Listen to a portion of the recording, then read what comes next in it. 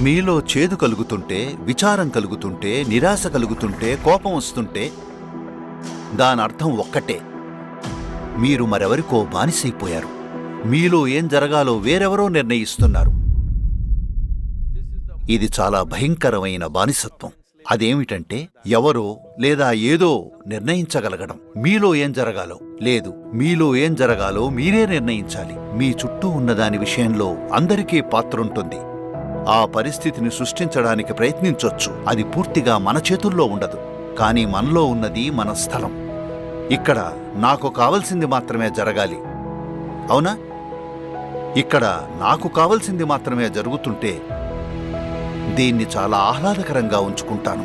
నేను ఇంత ఆహ్లాదకరంగా ఉన్నప్పుడు బయట ఉండే ఆ సమస్య, ఈ సమస్య నా జీవిత గమనాన్ని నిర్దేశించలేవు.